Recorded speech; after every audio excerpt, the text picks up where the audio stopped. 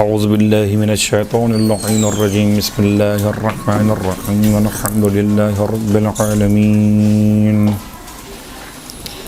الصلاة والسلام علی اشرف الانبیاء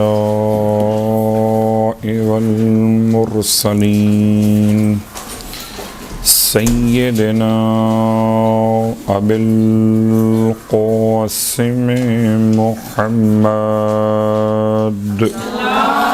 اللهم صل على محمد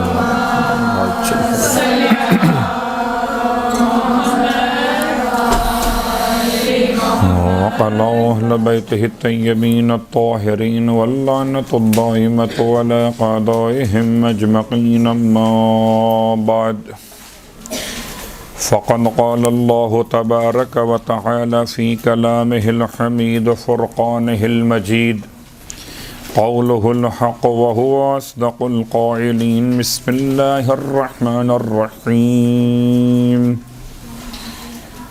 كيف تكفرون بالله وكنتم أمواتا فأحياكم ثم يميتكم ثم يحييكم ثم إليه ترجعون صدق اللہ العلی العظیم اللہم صلی اللہ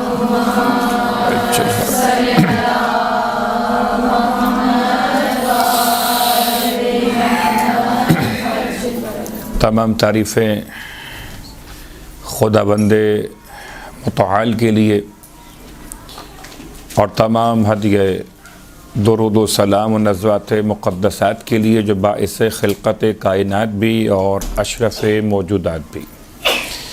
الحمدللہ الذی جعلنا من المتمسکین بالقرآن العظیم وجعلنا من المتمسکین بولایت علی و فاطمۃ الزہراء سلام اللہ علیہما۔ اللہم صلی اللہ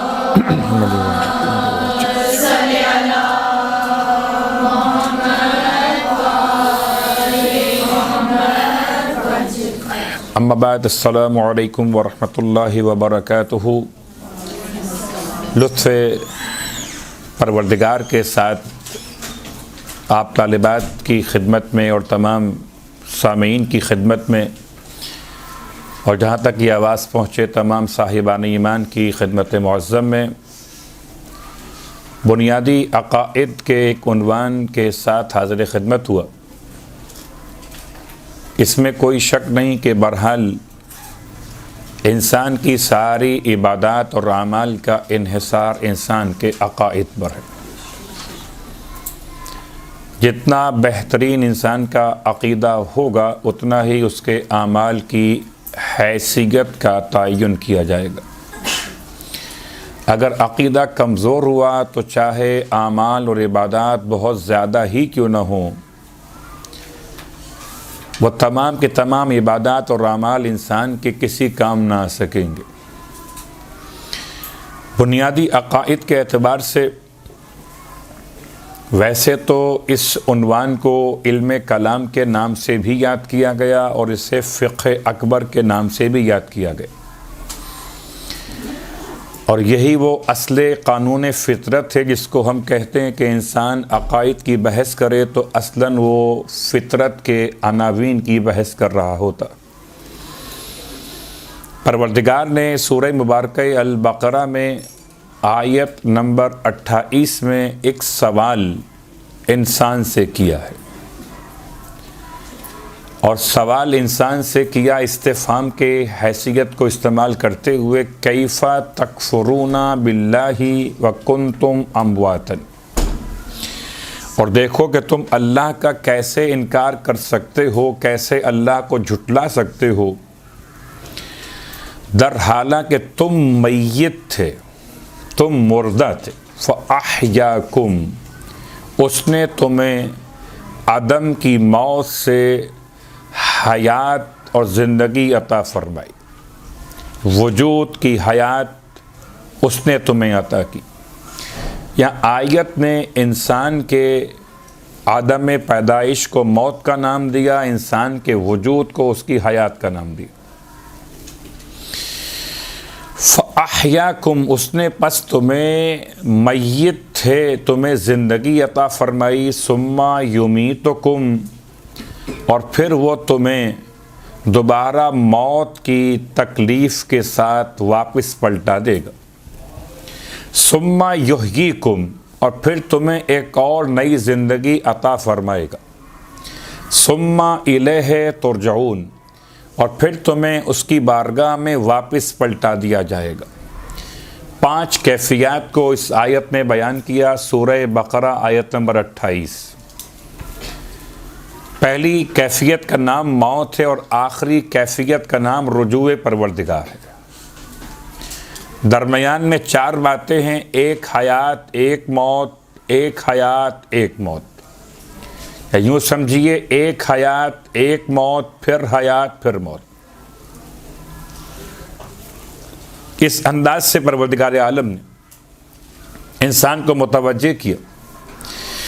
گرچہ قرآن مجید فرقان حمید میں عقائد کے معاملات پر بہت ساری آیات موجود، سورہ مبارکہ النحل کی آیت نمبر 36 میں مالک دو جہاں نے انسان کو متوجہ کیا، وَلَقَدْ بَعَثْنَا، اور ہم نے مبعوث کیا، فی کل امت رسولا، ہر امت میں ایک نمائندہ۔ رسول کا مطلب صرف رسول ہونا ہی نہیں ہوتا، بلکہ نمائندہ پروردگار کو، حتیٰ کہ کبھی کبھی فرشتگان پروردگار کو بھی رسول کہا گیا۔ تو پروردگار کا یہ اعلان سورہ نحل میں کہ ہم نے ہر امت کے لیے ایک نمائندے کو مبعوث کیا۔ اس کا پیغام کیا تھا؟ ان اعبدوا اللہ واجتنبوا الطاغوت۔ اس کے 2 پیغام تھے، ہر نبی نے 2 پیغام دیے۔ پہلا پیغام دیا اعبدوا اللہ، اللہ کی عبادت کیجیے، اور اللہ کی عبادت کو سمجھاتے ہوئے نہج البلاغہ میں خطبہ مولائے متقیان علی ابن ابی طالب علیہ الصلوۃ والسلام، اللہم صلی اللہ علیہ وسلم،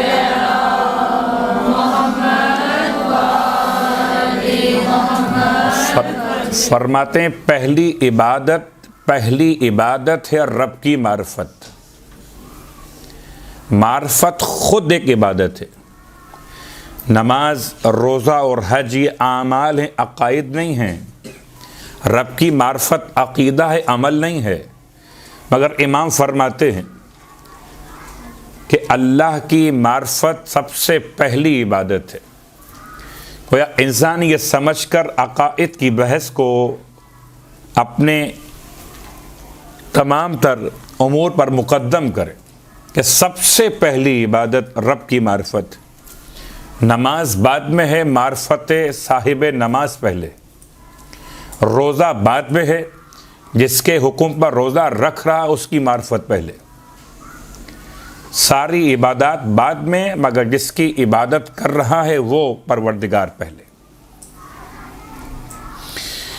اس کے ساتھ ساتھ سورہ مبارکہ آل عمران آیت نمبر 18، شہد اللہ انہ لا الہ الا ہو والملائکۃ واولو العلم قائما بالقسط۔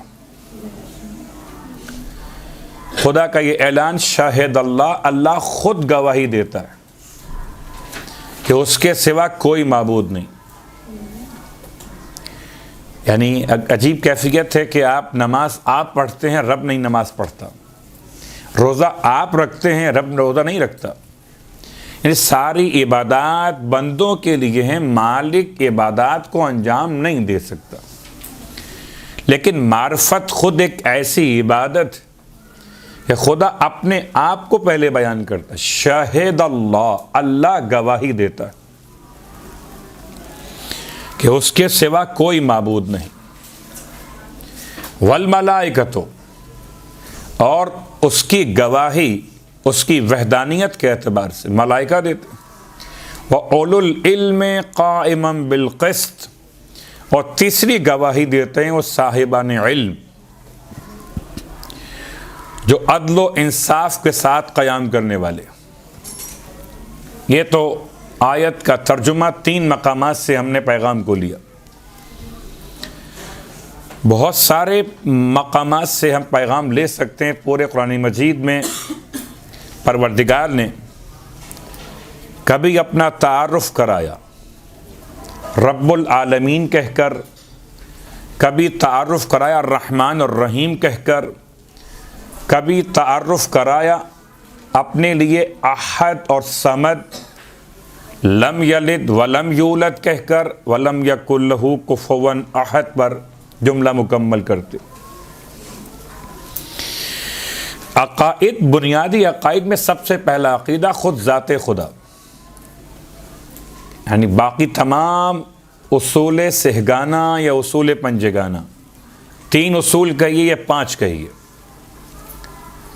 یعنی توحید، نبوت اور قیامت کہیے، توحید، عدل، نبوت، امامت، قیامت کہیے. اس کو ہم نے کہا سہگانہ اور پنجگانہ. ان تینوں میں سب سے بنیادی مسئلہ نبوت بعد میں ہے، عدل خدا بعد میں ہے، امامت بعد میں ہے، قیامت بعد میں ہے. پہلے خدا تو ہو، جب خدا ہو تو عادل کہا جائے اس سے، جب عادل کہیں تو اس کے نمائندے کو نبی کہیں، اور نمائندے کے پیغام کو آگے بڑھانے والے محافظ کو امام کہیں. پھر واپس پلٹ کے جانے کی بات آئے تو کہیں کہ پھر قیامت بھی. اس کو یوں کہہ کر بعض صاحبان علم کلام نے آگے بڑھایا کہ ایک ہے مبدا اور ایک ہے معاد. ایک ہمارا آغاز ہے، ایک ہمارا انجام اور واپس پلٹ کے جانا. جیسے کہ مبدا کو سمجھانے کے لیے بہت ساری مثالیں موجود ہیں. یا ایھا الناس اتقوا ربکم، سورہ مبارکہ حج آیت نمبر 1. اس انسانوں اپنے پالنے والے کی بارگاہ میں تقوی اختیار کرو. کون پروردگار، کون پالنے والا؟ اب اگر کچھ باتیں بیان کی جائیں آیات کے ساتھ ساتھ روایت کا سہارا لیتے ہوئے کہ مولائے کائنات علی ابن ابی طالب علیہ الصلوۃ والسلام کا وہ جملہ اللہم صلی علی محمد وعلی محمد،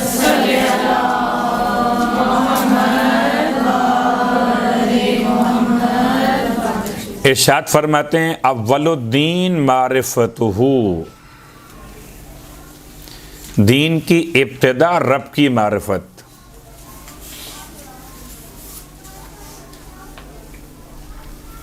دین کی ابتدا ایک روایت، ایک اور روایت اول العلم معرفت الجبار و آخر العلم تفویض الامر الیہ.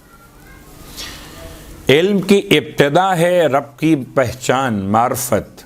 علم کی انتہا اپنے آپ کو اس کے سپرد کر دینا.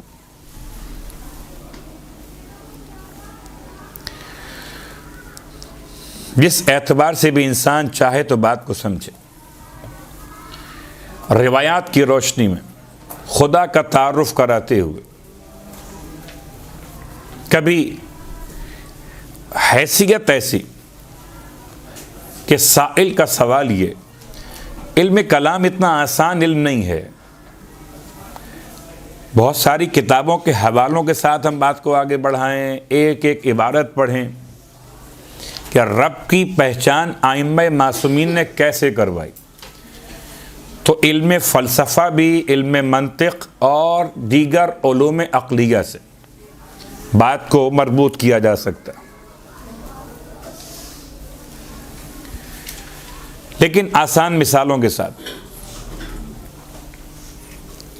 انسان کہیں پر جا کے رکے گا. پہلا سوال اپنے بارے میں کون ہوں. دوسرا سوال میں کہاں سے آیا ہوں. تیسرا سوال مجھے واپس کہاں جانا ہے. یہ تینوں سوالات میں کون ہوں، یہی وہ سوال تھا کہ جو جبرائیل امین سے پروردگار نے ارشاد فرمایا تھا جب جبرائیل کو خلق فرمایا مالک تو ارشاد فرمایا من انتا، جبرائیل تو کون ہے، ومن انا، اور میں کون ہوں۔ جبرائیل کے پاس کوئی معلومات نہیں ہے، وہ کہتے ہیں انتا انتا و انا انا، تو صرف تو ہے اور میں صرف میں ہوں۔ تو پہلا سوال کہ میں کون ہوں، میں کون؟ ہر انسان اپنے آپ سے سوال کرے۔ شاید اسے روایت کا نام دیا جائے، شاید اس کے بارے میں بحث بھی ہو سکے کہ روایت کیسی ہے، اس میں کتنی گہرائی ہے۔ من عرف نفسہ، جس نے اپنے آپ کو پہچان لیا، خود کو پہچانا، میں کون ہوں، خود کو پہچانا، یعنی اول دین، اول علم، عبادت کی اولیت، معرفت رب، معرفت رب کی پہلی دلیل میں کون ہوں۔ یعنی کبھی انسان آفاق کو دیکھ کر اللہ کو پہچانتا ہے، جیسے کہ اس عمارت میں جب آپ داخل ہوئے، اس روم میں آپ داخل ہوئے، آپ نے روم کو دیکھا، اور جب روم کی بناوٹ میں آپ کو کوئی عیب، کوئی نقص دکھائی نہیں دیا تو آپ نے تعریف کی بغیر بنانے والے کے دیکھے ہوئے۔ اب کوئی ضد نہ کرے کہ ہم دیکھیں گے تو مانیں گے، دیکھے بغیر کہ اچھا یہ نظام ایسا بنایا ہے کہ لائٹس یہاں پر ہیں، فین یہاں پر ہیں، اے سی یہاں لگایا گیا، رنگ کیا گیا، تمام اسٹائل دیکھتے ہوئے جیسے ہی آپ نے دیکھا کہ تمام لحاظ سے یہ عمارت مکمل ہے، آپ نے کہا سبحان اللہ، بنانے والا کہ بڑا عالم ہے، اپنی فیلڈ کا بڑا ماہر ہے۔ تو کبھی کائنات کو دیکھ کر کائنات کے بنانے والے کو پہچاننا، اور اس کو بھی قرآن نے آیات انفاق، آیات آفاق کے اعتبار سے بیان کیا۔ آفاق یعنی تمام زمین و آسمان کو دیکھنا۔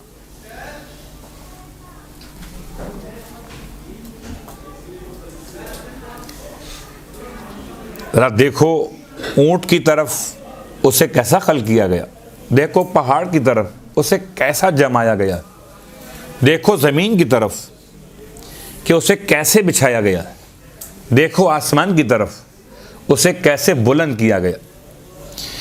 تو یہ آفاق کی نشانیاں اپنے مقام پر، ایک انفس کی نشانیاں، اپنے اندر کی نشانیاں۔ من عرف نفسہ، اس نے اپنے آپ کو پہچان لیا، اس نے اپنے رب کو پہچان لیا۔ اور سوال آپ کے اذہان میں محفوظ ہے، راوی خدمت امام میں آ کر کہتا، کیا کہتا ہے؟ کہتا ہے کیا آپ نے رب کو دیکھا؟ آپ فرمائیں جس رب کو دیکھا نہ ہو میں اس رب کی بندگی نہیں کرتا۔ اور واقعاً عجیب سی بات ہے، پہلے دیکھو پھر کرو بندگی۔ ہم بندگی تو کر رہے ہیں، دیکھا نہیں اسے۔ ان دیکھے خدا کی بندگی، امام فرماتے ہیں میرا اصول نہیں، پہلے دیکھتا ہوں پھر بندگی کرتا ہوں۔ تو راوی عام انسانوں کے اعتبار سے یہ سوال ریپیٹ کرتا ہے، کیا واقعاً آپ نے اللہ کو دیکھ لیا؟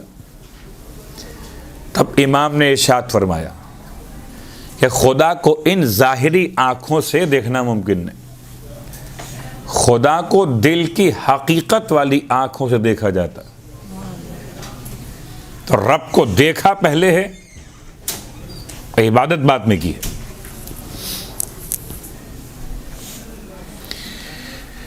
اب آئیے غور کیجئے، بہت سارے خدا ہیں، اتنے سارے خدا ہیں کہ اگر ہم چلیں کچھ دیر کے لیے اس گھر کے پاس جہاں ایک ہی وقت میں 360 خدا تھے،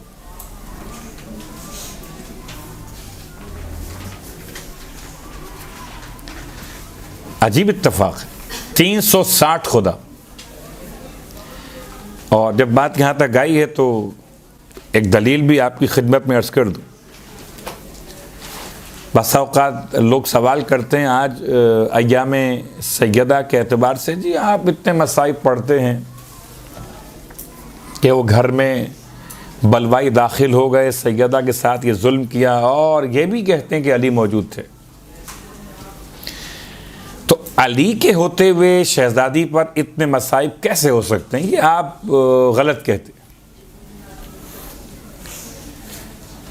چونکہ وہ ایک طرف شیر خدا صاحب ذوالفقار لا فتح الا علی کے ساتھ آپ نے جو فضائل بیان کیے ہیں، اس کی روشنی میں تو بات سمجھ میں نہیں آتی. اس کا ایک جواب تو یہ بن رہا، اس کو ہم کہتے ہیں دلیل نقضی، سامنے والے کی بات کو ہی استعمال کرتے ہوئے دلیل قائم کرنا اس کے برخلاف. اس میں ایک یہ دلیل آ گئی کیا کہ خدا کے گھر میں 360 بت، خدا کے ہوتے ہوئے تو خدا کچھ نہیں کر رہا. اگر اس کا کچھ نہ کرنا اس کی خدائی پہ حرف نہیں لاتا، 360 بت خانہ کعبہ کے اندر رہیں تب بھی خدا خدا رہتا ہے. تو اگر یہ بلوائی سیدہ کے گھر میں آ جائیں تب بھی علی علی رہتا ہے. تو 360 بت. جب چل کے پوچھئے کافروں سے، بت پرستوں سے، کہ تم ان پتھر کے بنے ہوئے مجسموں کو خدا مانتے؟ تمام کے تمام کہیں گے ہم انہیں خدا نہیں مانتے، خدا تو بہت بلند ہے، خدا تو پاک اور پاکیزہ ہے، اور ہم انتہائی نجس ہیں، ذلیل ہیں، فقیر ہیں. ہم ذلیل وہ عزیز، ہم ذلیل اس عزیز تک کیسے پہنچتے؟ تو ہم نے درمیان میں اس تک پہنچنے کا راستہ بنایا ہے ان بتوں کو. یہ وہ بھی جانتے ہیں کہ یہ بت نہ آسمان بنا سکتے ہیں، نہ زمین بنا سکتے، نہ موت اور حیات دے سکتے. بڑے ہوشیار تھے مکے کے کافر، اور بڑے ہوشیار ہیں آج کل کے بعض لوگ. عجیب سی بات ہے کہ ان کو ماننے میں فائدہ کیا ہے؟ کیا دو ہی باتیں ہیں، یہ نہ روکتے نہ ٹوکتے.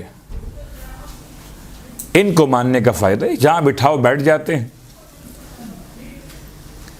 پتھر کے بنے ہوئے بت، ایک بت باہر ہوتا ہے اور ایک بت انسان کے اندر ہوتا ہے. قرآن نے بھی خاص طور سے کہا کیا تم نے اسے دیکھا جس نے اپنے نفس کو اپنا خدا بنا لیا کہ جی میں جو کہوں گا وہی ہوگا، میں جو چاہوں گا ایسا ہونا چاہیے، کسی کی صحیح بات ماننے پہ تیار نہ ہو، اپنی غلطی قبول کرنے پہ تیار نہ ہو، کسی کی جائز تعریف قبول نہ کر سکتے ہو. یہ بہت ساری خرافات جمع ہو جائیں تو انسان اپنے اندر خود فرعون بن جاتا ہے. عجیب بات ہے، خودی اور ہے اور خودی کا خدا بننا اور ہے. من عرف نفسہ فقد عرف ربہ. ارشاد فرماتے ہیں نا مولا، جس نے اپنے آپ کو پہچان لیا. ابھی اس قول کی میں نے وضاحت اشارے میں کی ہے کہ اس پر بحث ہو سکتی. جس نے اپنے آپ کو پہچان لیا اس نے اپنے رب کو پہچان لیا. اپنے آپ کو پہچاننا کبھی صحیح بھی ہو سکتا ہے اور کبھی غلط بھی ہو سکتا ہے. عجیب سی بات. ایسا نہیں ہے کہ جس نے بھی اپنے آپ کو پہچانا اس نے صحیح ہی پہچانا، تو پھر میں یہ پہچانا کہ میں یہ کام کر سکتا ہوں، میں صحیح پہچانا، لیکن یہ بھول گیا کہ یہ کام میں جب کر سکتا ہوں صحیح جبکہ میرے اعضاء و جوارح میں طاقت مسلسل ہے. لیکن اگر ابھی کچھ بھی نہیں، صرف ٹشوز پرابلم ہو جائے انسان کے نظام ہائے جسم میں اگر ذرا سے سیلس میں فرق واقع ہو جائے تو انسان اپنے ہاتھ کو سیدھا نہیں کر سکتا، کیسے سے اٹھائے گا؟ تو اپنے آپ کو کیا پہچانے؟ اپنے آپ کو پہچانے کہ وہ صاحب اختیار ہے، یا اپنے آپ کو پہچانے کہ وہ بے بس اور مجبور ہے؟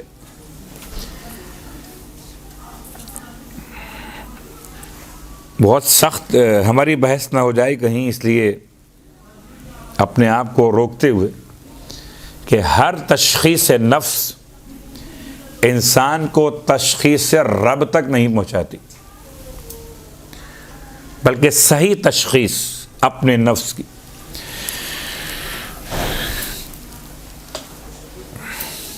یا اس کو ایک عام انداز میں ہم کہہ سکتے ہیں خودی سے انسان خدا تک کا سفر طے کرے.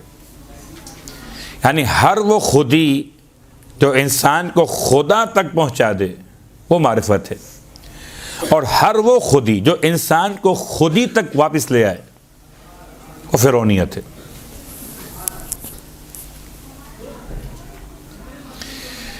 ان تمام باتوں کے ساتھ کہ روایات نے کچھ باتیں خدا کے بارے میں بیان کی، اور آج کے معاشرے میں بھی بہت ساری باتیں ایسی، ہمارے اور آپ کے پاس جو خدا موجود ہے وہ عجیب و غریب سا تصور ہے خدا کا. پہلی بات تو میں آپ تمام سامعین سے یہ سوال کر سکتا ہوں کہ آنکھیں بند کیجئے اور پھر تصور کیجئے خدا کیا ہے. اگر ذہن میں کوئی نقشہ بن گیا، آنکھیں بند کر کے ہم غور کر سکتے. اور امام فرماتے ہیں جب نماز پڑھو تو اعبد اللہ کأنک تراہ، ایسے اللہ کی عبادت کرو، اس میں نماز بھی شامل ہے. کأنک تراہ، جیسے گویا تم اسے دیکھ رہے ہو.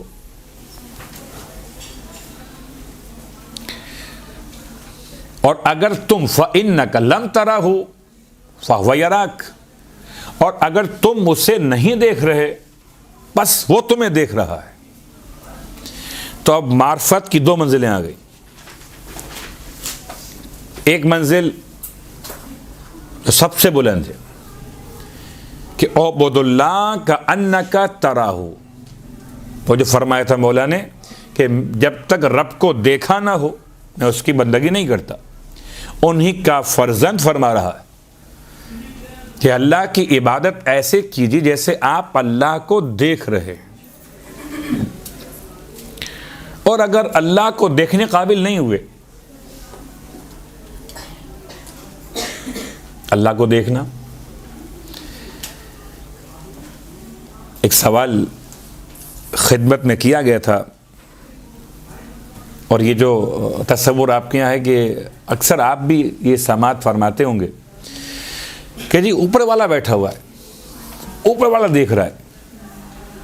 یہ تصور، یہ الفاظ، ان کا استعمال اگر میں ڈرتے ڈرتے کہوں تو گناہ کبیرہ ہے، اور اگر کھل کر کہوں تو یہ انسان کے کفر کی پہچان ہے. جس نے خدا کو کسی مقام پر محدود کیا، اس کی حد قائم کی، اس نے تو خدا کا انکار کر دیا، اس سے محتاج مانا. یہ تصور آیا کہاں سے؟ یہ تصور آیا زمینی فرعونوں کی بنیاد پر، جو کہتے تھے نیچے تو ہم ہیں، خدا وہ کہاں ہے؟ وہ اوپر ہے. وہ جب اوپر جاؤ تو ملیں اس سے، ابھی تو ہم بیٹھے ہوئے. اسی لیے ایک بحث چلی کہ زمین کا خدا الگ ہے اور آسمان کا خدا الگ ہے. حد تو یہ کہ بعض نادان دوستوں نے اس حد تک ابھی بھی مسلمان راہ چلتے ہوئے اوپر دعا مانگتے ہیں. اوپر یہ ہاتھوں کا اٹھا کر دعا مانگنا آسمان کی طرف اس بات کی دلیل نہیں کہ اللہ اوپر ہے.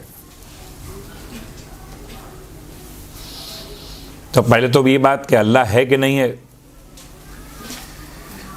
اگر اللہ نہیں ہے تو دلیل کیا ہے, اور اللہ ہے تو دلیل کیا ہے؟ یہ تو انتہائی آسان باتیں عقائد کے باب میں. اللہ ہے اس بات کی دلیل تو روایات نے تو ایک بوڑھی دیہاتی خاتون جو اپنے ہاتھ سے آٹا پیسنے والی چکی چلا رہی تھی, اس نے سمجھا دیا کہ اللہ موجود ہے. اور اگر اللہ نہیں ہے تو پورا نظام اس بات کے خلاف آپ کی بات کو رد کرے گا کہ سب موجود ہے تو کیسے ممکن ہے؟ جب ممکن موجود ہو تو واجب موجود کیوں نہیں ہوگا؟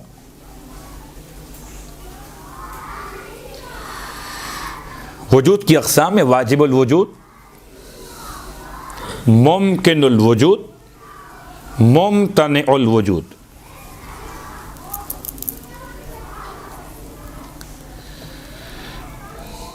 ایک جس کا وجود واجب ہے, ایک جس کا وجود ہو سکتا ہے, ہو سکتا ہے نہ ہو, ممکن الوجود. اور ایک ہے ممتنع الوجود, جس کا وجود ممتنع ہے, اس کا وجود میں آنا ہی ناممکن ہے. واجب الوجود کو خدا کہتے, ممکن الوجود کو ما سوا خدا سب کو یہی کہتے. ممتنع الوجود کو کہتے ہیں شریک پروردگار. سمجھانے کے لیے بہت آسان الفاظ میں اس بات کو میں نے بیان کر دیا. جیسے کہ ایک لفظ استعمال ہوا ہمارے اور آپ کے درمیان کہ پتا بھی نہیں ہلتا مرضی خدا کے بغیر. اور جب میں جملہ کہتا ہوں تو ممبر سے کہتا ہوں, نیچے سے آواز آتی ہے بے شک. پتا بھی نہیں ہلتا مرضی خدا کے بغیر. بیچارے مسلمان جانتے ہی نہیں ہیں کہ بے شک کہیں یا توبہ کریں اس جملے پر.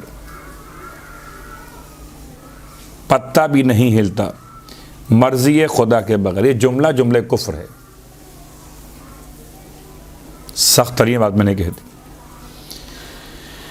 کیوں کہا میں نے کہ اس جملے کا تجزیہ کیجئے. پتا بھی نہیں ہلتا مرضی خدا کے بغیر, اس کا مطلب کائنات میں جو کچھ ہو رہا ہے صحیح یا غلط,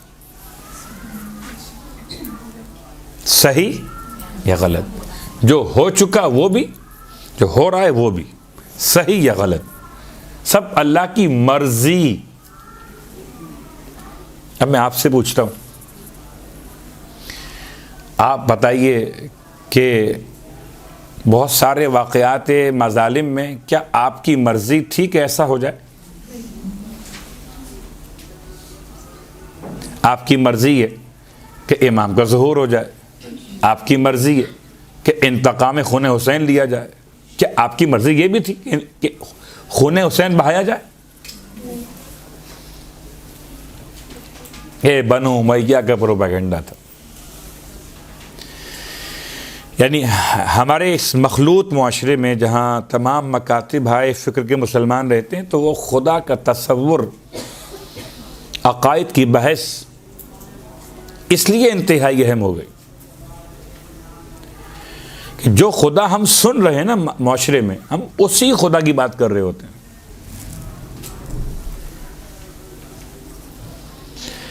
جو خدا ہمیں لوگ بتا رہے ہیں اوپر ہے, اوپر والا ہے, اوپر سے دیکھ رہا ہے.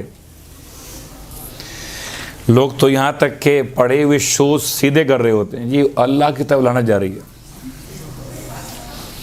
جہالت کی انتہا ہے. ابھی تک خدا سمجھ میں نہیں آیا تو باقی باتیں کیا سمجھ میں آئیں گی؟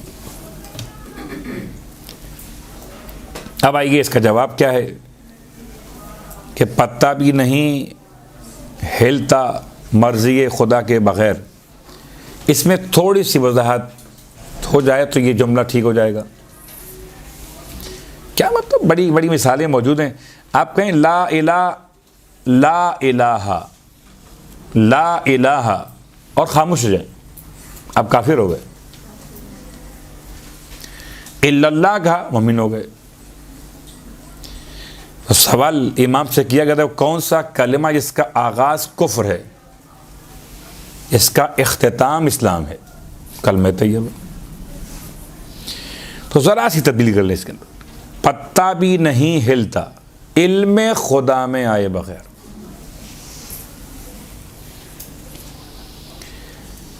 آپ نے صرف مرضی نکال دی، علم ڈال دیا وہاں پر.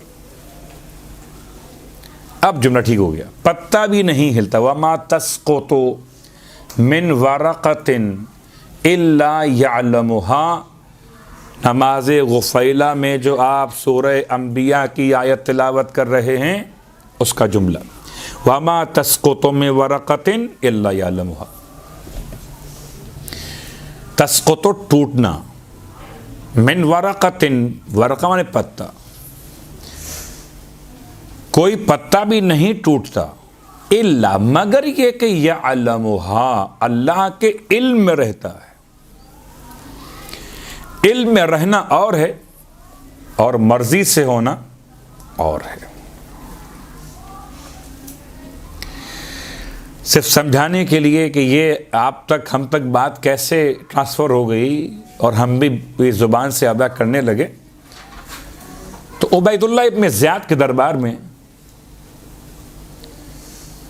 ایک کربلا کی جنگ عقائد کا مسئلہ تھی. آگے اعمال، اگر آپ دیکھیں اعمال تو اعمال تو نماز یہاں بھی ہو رہی تھی اور نماز وہاں بھی ہو رہی تھی. اب چاہے اس نماز کو ہم نماز نہ کہیں، صرف دکھاوا کہیں، عادت کہیں، جو کچھ بھی کہیں، لیکن عمل کی حیثیت میں ایک عمل یہاں بھی ہے، ایک عمل وہاں بھی ہے. اذان یہاں بھی تھی، اذان وہاں بھی تھی. تکبیر یہاں بھی تھی. یعنی سرکار سید الشہداء بھی تکبیر کہتے تھے اور آپ کو ذبح کرنے والا بھی تکبیر کہہ کر آپ کو شہید کر رہا تھا. عبید اللہ ابن زیاد نے جب دیکھا اسیروں میں ایک نوجوان کو، یا آپ کہیں جوان کو، 22 سال یا 24 سال، لفظ نوجوان میں آئے تو نوجوان کہیے، نوجوان، اور دیکھنے کے بعد کہا یہ کون ہے؟ کہا یہ علی ابن الحسین ہے. تو کہنے لگا مردود کہ کیا خدا نے علی ابن الحسین کو قتل نہیں کیا؟ خدا نے. کیسی کیسی عوام ہوتی تھی کہ اپنے سارے کارنامے باطل حکمران ڈالتے تھے اللہ پر، اور عوام بالکل جو اللہ کی مرضی تھی، اب صبر جو ہونا تھا وہ ہو گیا. یہ تصور کہاں سے آیا؟ وہاں سے آیا. اس کا جواب امام نے کیا دیا وہ الگ تفصیل کا وقت نہیں اس پر جانے کے لیے. اب آئیے ہم آگے بڑھتے، صرف سوال قائم کر رہے ہیں کہ یہ جملہ چلا کہاں سے تھا. اگرچہ بہت تفصیل میں جائیں تو کہاں ثقیفہ اور کہاں وہ 3 جنگیں کہ جو مولائے متقیان کے خلاف لڑی گئیں.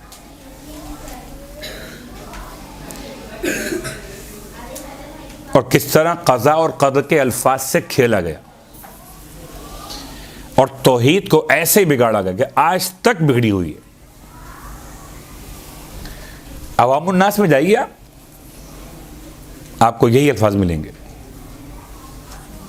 خدا اوپر سے دیکھتا ہے، خدا کی مرضی کے بغیر پتہ بھی نہیں ہلتا. یزید ابن معاویہ نے اپنے دربار میں جناب ثانیہ زہرا سے جملہ یہ کہا،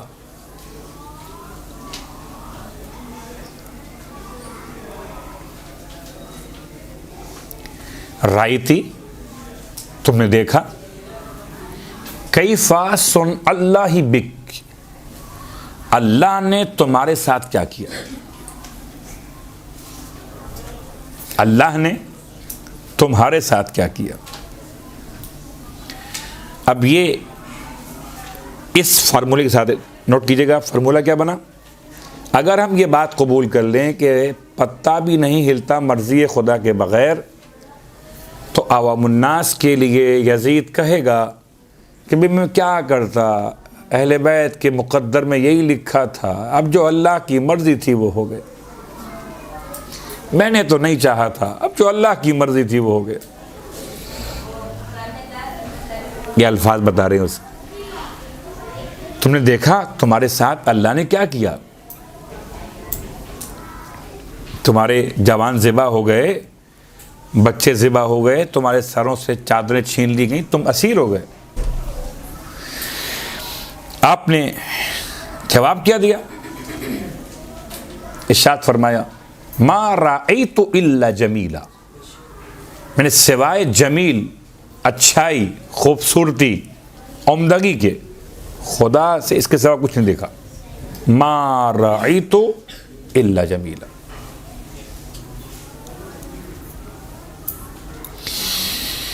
عقائد کی بحث میں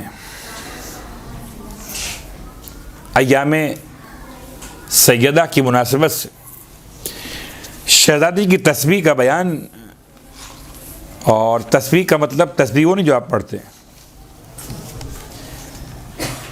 تسبیح کا مطلب شہزادی نے خدا کو کیسے پہچانوایا۔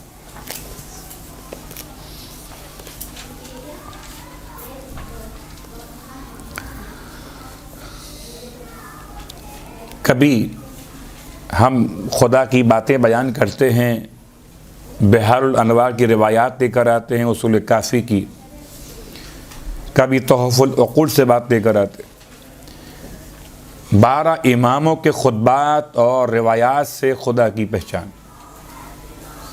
آئیے آج ان ایام میں جناب سیدہ کی زبان مقدس سے خدا کی پہچان، ایک خاتون ہونے کی حیثیت میں، ایک بی بی ہونے کی حیثیت میں فاطمہ زہرا نے خدا کو کیسے پہچانا۔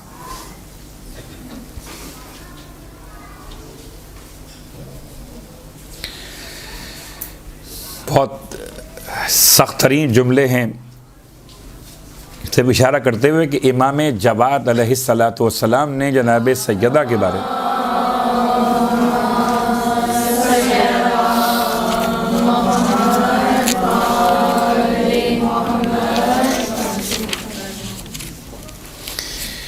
ارشاد فرمایا یا ممتحنہ امتحنک اللہ الذی خلقک قبل ان یخلقک، اے امتحان دینے والی، کہ آپ کا امتحان اس اللہ نے لیا جس نے آپ کو خلق فرمایا، آپ کی خلقت سے پہلے امتحان لیا۔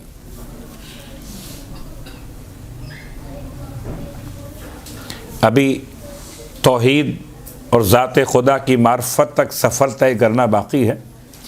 شہزادی کا مقام امام معصوم کی زبان مقدس سے فوجدکی لممتحنکی صابرہ، پس اس خدا نے آپ کو پایا امتحان میں صابرہ۔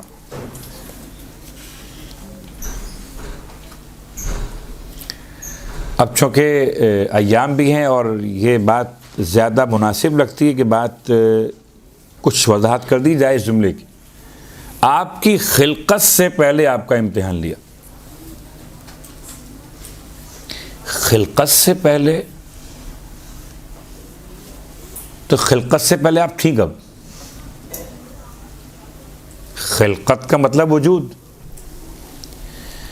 اور جب وجود نہیں ہے تو امتحان کس کا؟ تو خلقت سے پہلے امتحان کا یا یہ جملہ استعمال ہوا ویسے ہی، کیا اس کا کوئی راز بھی ہے؟ اب بہت تفصیل میں جائے بغیر، لفظ خلقہ کتنے معنی میں استعمال ہوتا ہے اس کی پوری بحث کیے بغیر آسان ترجمہ کر دیتا ہوں۔ خلقت کی مختلف سمتیں ہیں. کیا مطلب؟ بڑی آسان سی مثال، آپ جب روٹی کھا رہے ہو، روٹی ایک شکل ہے، شکل ایجاد ہے، شکل خلقت. روٹی سے پیچھے آٹا ہے، وہ بھی ایک شکل ہے، ایک خلقت ہے. میں آپ سے کہوں کہ آپ نے روٹی بنائی تھی تو روٹی بنانے سے پہلے آٹا خمیر کر لیا تھا.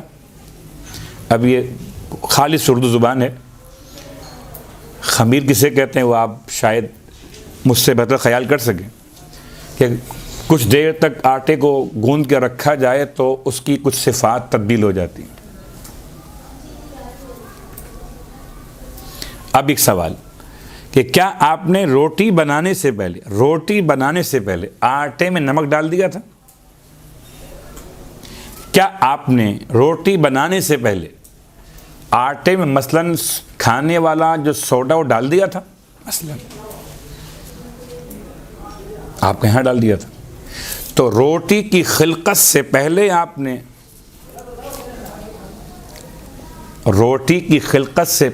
نے روٹی کا امتحان لے لیا. بات واضح ہو رہی ہے؟ خلقت کی کیفیت کے اعتبار سے. یا ایک اور مثال، ہم خیال کرتے ہیں کبھی کبھی سوٹ سلوانے کے لیے ہم ایک کپڑا خریدتے اور ہمیں جیسا سوٹ استعمال کرنا ہے کپڑے کو پہلے چیک کرتے ہیں کپڑا کیسا ہے. یہ آپ استعمال کریں گے تو اس پر ریشے تو نہیں آئیں گے، رواں تو نہیں آئے گا، کپڑا کیسا ہے. آپ نے اسے کھینچ کے دیکھا کہ مضبوط ہے کہ نہیں ہے. ابھی سوٹ بنا نہیں ہے. سوٹ کے بننے سے پہلے سوٹ کے مٹیریل کو آپ نے چیک کیا کہ جب یہ سوٹ بن کر آپ کے استعمال میں آئے گا تو آیا بہتر ہوگا کہ نہیں ہوگا. نور سیدہ کو باقی انوار سے الگ کرنے سے پہلے نور فاطمہ کی صلاحیت کو خدا نے جانچا، تب پھر الگ کیا. خلقت سے پہلے خدا نے سیدہ کا امتحان لیا. وَزَعَمْنَا أَنَّ لَكِ أَوْلِيَاءَ، اور ہم یہ گمان کرتے ہیں، امام فرماتے ہیں ہم یہ گمان کرتے ہیں کہ ہم آپ کے اولیاء ہیں، ہم آپ کے دوست. وَمُصَدِّقُونَ، اور ہم تصدیق کرنے والے.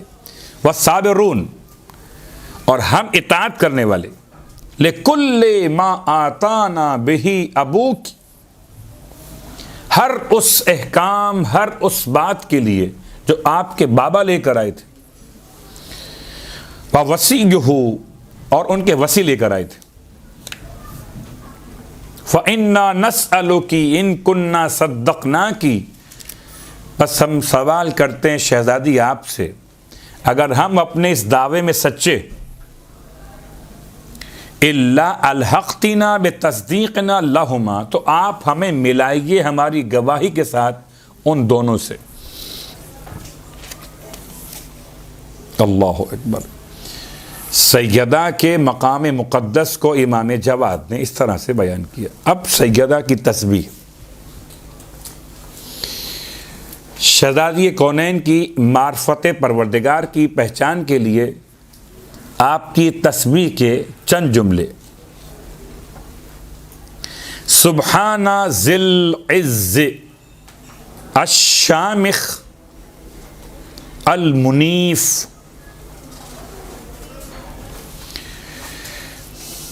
سب سے اہم ترین لفظ سبحان،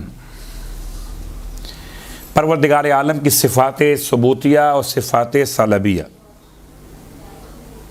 خدا قدیم ہے، خدا قادر ہے، خدا عالم ہے، خدا حی ہے، خدا متکلم ہے، خدا صادق ہے، خدا مرید ہے، خدا مدرک ہے.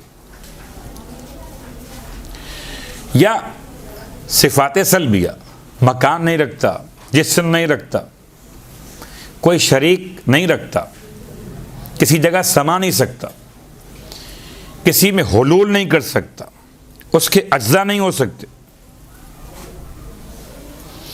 سبحان ذی العز الشامخ المنیف، پاک ہے وہ ذات۔ یہ لفظ سبحان کہنے کا حق بس انہی کو ہے جو خدا کو جانتے۔ میں آپ سے پوچھوں کہ یہ جو آپ کے رکھے ہوئے سیلز ہیں یہ بالکل صحیح ہیں، تو جواب کون دے گا؟ اس کا یہ سیل فون ہوگا کہ صحیح ہے، یہ غلط ہے، یعنی خراب ہے، کام صحیح کرتا ہے کہ نہیں کرتا۔ تو خدا کو پاک اور پاکیزہ کہنے کا حق کس کا ہے؟ تو خدا کو جانتا ہو۔ سبحان، ہم اور آپ تو ریپیٹ کرتے، اصلاً سبحان کہا صرف اور صرف خدا کو، محمد اور آل محمد۔ ذی العز، کون سبحان؟ جو صاحب عزت۔ یہ بات میں بیان کر دوں کہ لفظ سبحان جب بھی استعمال ہوگا تو اکیلا استعمال نہیں ہوگا، حالت اضافت میں استعمال ہوگا۔ سبحان اللہ، سبحان ربی الاعلی، ربی الاعلی۔ سبحان کے بعد کوئی نہ کوئی لفظ آئے گا جو اس کا مضاف الیہ واقع ہوگا۔ سبحان ذی العز، پاک ہے پروردگار جو صاحب عزت ہے۔ الشامخ، سر بلند ہے۔ المنیف، سرفراز ہے۔ سبحان ذی الجلال البازخ العظیم،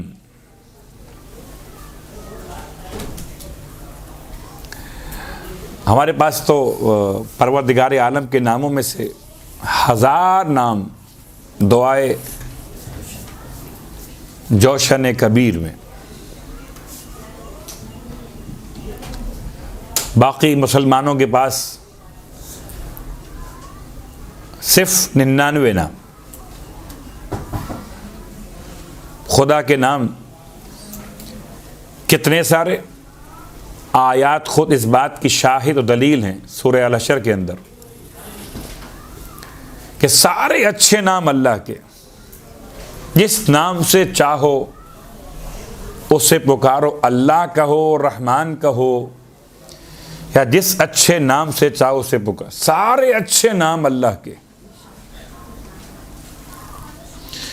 اور ان ناموں کا پھر انتخاب ہے کس نام کے ساتھ کس نام کو ملا کے پڑھیے۔ رحمان کے ساتھ نہیں پڑھا غفار، نہیں پڑھا ستار، جبکہ اللہ ستار بھی ہے، غفار بھی ہے، جبار بھی ہے۔ رحمان کے ساتھ رحیم، آپ نے استعمال کیا سبحان ذی العز الشامخ المنیف۔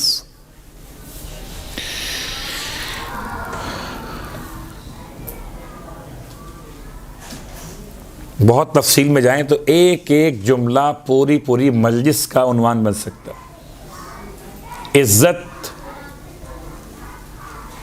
کا ایک ترجمہ ہمارے اور آپ کے نزدیک، اور ایک ترجمہ معصوم کے نزدیک۔ عزت کسے کہتے ہیں؟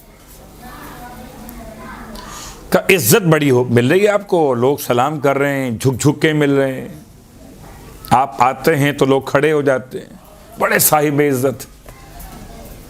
اس کا مطلب جس کو لوگ سلام کریں وہ صاحب عزت ہو گیا، اور جس کو لوگ سلام نہ کریں وہ صاحب عزت نہیں ہوا۔ تو 25 سال مولائے متقیان کو لوگوں نے سلام نہیں کیا، تو کیا 25 سال تک عزت مولا کے پاس نہیں تھی؟ کیا مطلب؟ کہ خدا جب عزیز ہوگا تب جب سب کے سب مل کر اس کو سجدہ کریں، اور اگر سب سجدہ نہ کریں تو خدا پہ صاحب عزت نہیں ہوگا۔ سبحان ذی العز، عزت کہتے کسے؟ عزت کہتے ہیں صلابت کو، سختی کو، پختگی کو. کیا مطلب؟ کہ جیسے کسی دیوار میں مثال لیجئے یا کسی لکڑی کے ٹکڑے میں آپ کیل گاڑتے تو لکڑی اس کیل کو جلدی قبول کر لیتی ہے, زیادہ محنت آپ کو نہیں کرنا پڑتی. آپ نے لکڑی میں کیل کو رکھا, اوپر اس کی نوک کو رکھا اور اوپر سے ضرب دی, مارا اسے تو وہ اندر داخل ہو گئے. اس کا مطلب کہ اس لکڑی کے اندر اتنی گنجائش تھی کہ کوئی اس میں داخل ہو سکے, جو اس کا غیر ہو. یہ لکڑی ہے, وہ لوہا ہے. جب آپ دیوار میں آئے تو دیوار نے بڑی مشکل سے قبول کیا. تو لکڑی کے مقابلے میں دیوار میں زیادہ صلاحیت صلابت تھی. آپ لوہے کے اندر آئے, داخل نہیں ہوئی, کیل ٹوٹ گئی, داخل نہیں ہوئی. عزت کہتے ہیں اس صلابت کو اس کے اندر کوئی ایسی کمی موجود نہ ہو, گنجائش نہ ہو کہ کوئی خرابی اس میں داخل ہو سکے. سبحانہ ذل عز, خدا وہ صاحب عزت ہے. الشامخ المنیف, جو سر بلند اور سرفراز ہے. سبحانہ ذل جلال, خدا وہ صاحب جلالت ہے. اب یہاں جلال کا مطلب لوگ سمجھتے ہیں غصے والا, خدا بڑا غصے والا ہے. مولا عباس کا جلال بہت تھا, بچے کا نام رکھا عباس تو وہ بڑا غصہ کرتا ہے, تو رکھا کیوں تھا پھر؟ کہ جی وہ بس اب نام چاہیں بدل دیں, تو پہلے بدلی عقیدہ اپنا. عباس نام صاحب جلال, یہ خدا خود صاحب جلال ہے, مگر جلال اور غصہ اور ہے. غصے میں خرابی ہو سکتی, جلال خدا کی صفت ہے, اس میں خرابی نہیں ہو سکتی.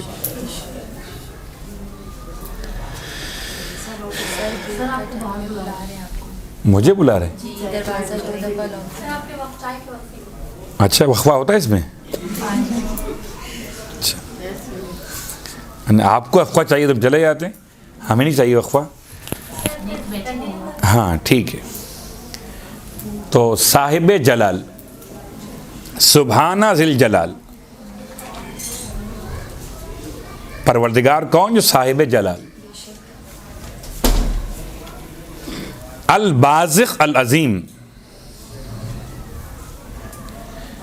ایسا ہے کہ جو بزرگی کا مالک بھی ہے. سبحانہ ذل ملک الفاخر القدیم, اور پاک اور پاکیزہ ہے وہ ذات کہ جو صاحب ملک ہے. الفاخر, ایک ایک لفظ کی ہم پوری بحث کریں تو پھر میں آپ سے کہتا ہوں کہ بات بہت آگے بڑھ جائے گی. اور ملک, خدا کا ملک, تبارک الذی بیدہ الملک وہو علی کل شیء قدیر, بابرکت ہے وہ ذات جس کے قبضے قدرت میں ملک.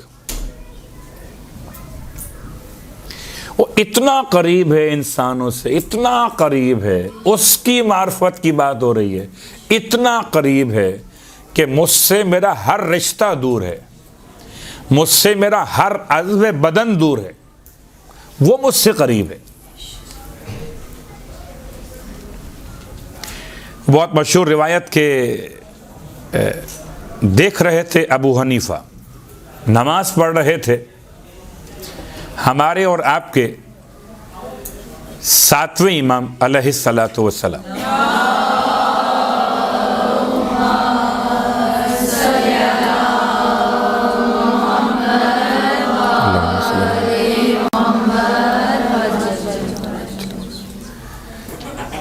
اور جیسا کہ سامنے سے لوگ گزرتے ہیں وہ تو ہمیں اندازہ ہے کہ بہت سے مقامات پر یہ واقعات پیش آتے ہیں کہ وہ سامنے سے آپ نمازی کی گزریں تو وہ روک دے گا آپ کو, حالت نماز میں روک دے گا. امام کے والد بزرگوار سے انہوں نے شکایت کی کہ آپ کے فرزند نماز پڑھ رہے تھے جبکہ ان کے سامنے لوگ گزر رہے تھے، پر یہ نماز کیسی ہو رہی تھی؟ امام نے بیٹے کو بلا لیا، آپ جواب دیجئے ان کا۔ کیا جواب؟ فرمایا بابا میں اس خدا کی بندگی کر رہا تھا جو میری شرگ حیات سے بھی زیادہ قریب ہے۔ شرگ حیات سے زیادہ قریب ہونے کے معنی کیا ہوتے؟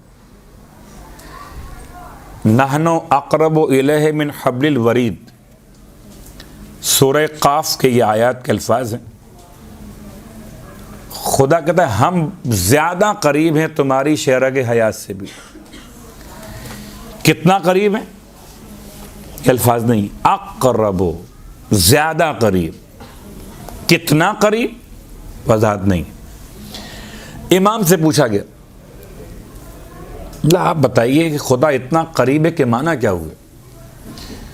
فرمایا سمجھانے کے لیے، غور کرنے کے لیے، یہ 4 ملی ہوئی رگیں کہلاتی ہیں شرگ۔ حبل مانے رسی، ورید مانے رگیں، رگوں کی رسی، یہ ہے حبل الورید، اس سے خدا قریب ہے۔ امام کیا مطلب؟ آپ فرمائیے تم سانس لیتے ہو، آکسیجن تمہارے جاتی ہے پھیپھڑوں تک، تم لقمہ لیتے ہو وہ جاتا ہے تمہارے معدے تک، ان 4 رگوں میں اس کو راستہ کون بتاتا ہے کہ کس نے کہاں جانا ہے؟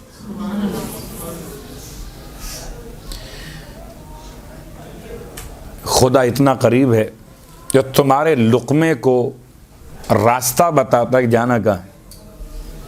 کافر کھائے کہ مسلمان، انسان کھائے کہ حیوان۔ اور جب بھی رحمت خدا میں کوئی توجہ مومن کے لیے یا تنبیہ کافر کے لیے مراد ہو جاتی تو لقمہ حلق میں اٹک جاتا ہے۔ جو مسلمان ہوتا ہے وہ اللہ کا نام لے لیتا ہے، جو کافر ہوتا ہے وہ اور سخت ہو جاتا ہے، علاج ڈھونڈتا ہے خدا کے بجائے۔ سبحان ذل ملک، اس کا ملک ہے، وہ صاحب ملک، الفاخر، اور ایسا ملک کہ اس پر فخر کرتا ہے وہ، القدیم، اور قدیم کا مطلب ہے کہ خدا ازل سے ہے، اس کا ملک، اس کا فخر ازل سے ہے اور ابد تک رہے گا۔ اس لیے مناجات ہے یہ میرے اور آپ کے مولا کی، الہی کفا بھی فخراً ان تکون لی ربا، اس کا ایک حصہ، پروردگار میرے فخر کے لیے اتنا کافی کہ تو میرا رب ہے۔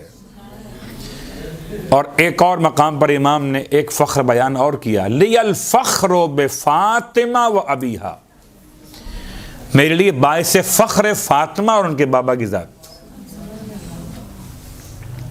سبحان من لبس البہجۃ والجمال، عجیب بات ہے، یہاں پر سیدہ نے جلال پہلے بیان کیا، جمال بعد میں رکھا۔ عام طور پر جمال اور جلال یا جلال اور اکرام سورہ مبارکہ الرحمن میں کل من علیہا فان ویبقى وجہ ربک ذو الجلال والاکرام، لیکن جلال کے فوراً بعد اکرام واقع ہو گیا۔ یہاں شہزادی نے جلال کو سمجھایا البازخ، العظیم، ذی الملک، الفاخر، القدیم، پھر فرمایا سبحان من لبس البہجۃ والجمال۔ عجیب جملہ ہے، پاک ہے وہ ذات جس نے لباس پہنا ہوا ہے خوبصورتی اور جمال کا۔ اللہ جمیل یحب الجمال، اللہ خود بھی جمیل ہے اور جمال سے محبت بھی کرتا ہے۔ یہاں جمال کا مطلب جمال وہ نہیں ہے اس کو لیا گیا سفیدی کے معنی میں، اس کو لیا گیا خوبصورتی کے معنی میں. چونکہ کبھی ایسا ہوتا ہے کہ خوبصورتی مادی نہیں ہوتی مگر اتنی جمال کی کیفیت ہوتی ہے کہ نام میمونہ حبشہ کی رہنے والی اور ہو جائیں فضہ چاندی. کہاں سیاہی اور کہاں چاندی، کہاں جون کہاں نور، کہاں سلمان فارسی کہاں منا اہل بیت. تو جمال خوبصورتی مادی نہیں ہے، خوبصورتی معنوی. سبحان من لبس البہجۃ والجمال، اس نے پہنا ہوا ہے خوبصورت ترین لباس. یہ سیدہ کی نگاہوں نے خدا کو دیکھا ہے. سبحان من تردى بالنور والوقار، اور پاک اور پاکیزہ ہے وہ ذات جو رضا اوڑے ہوئے. تردى بالنور والوقار، نور کی اور وقار کی.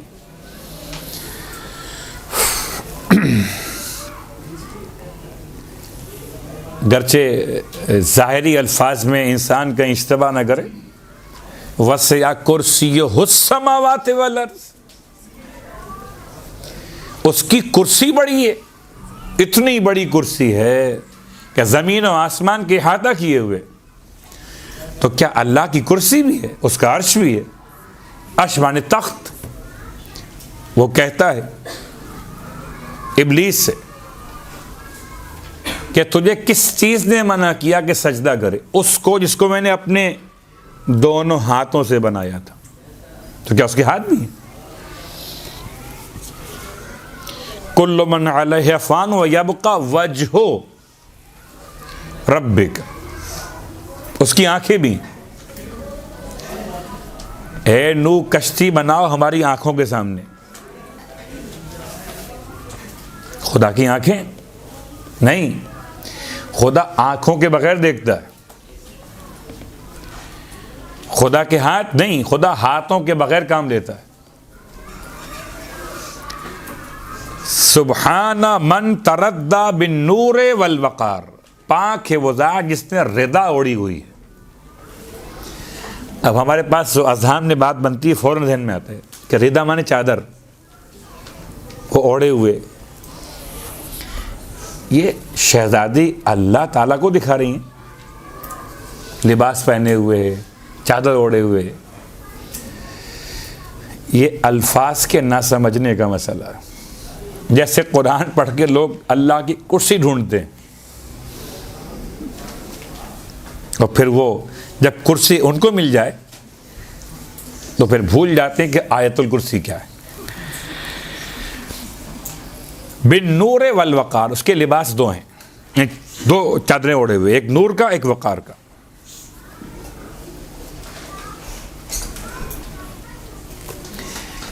اس کا ایک ترجمہ اور بھی کیا، سبحان من تردى بالنور والوقار، وہ پاک اور پاکیزہ ذات جس نے اپنے آپ کو چھپایا ہوا ہے نور میں اور وقار کے اندر. سبحان من یرا اثر النمل علی الصفا یا فی الصفا، پاک ہے وہ ذات جو سخت ترین پتھر پر چیونٹی کے قدموں کا نشان دیکھتا ہے.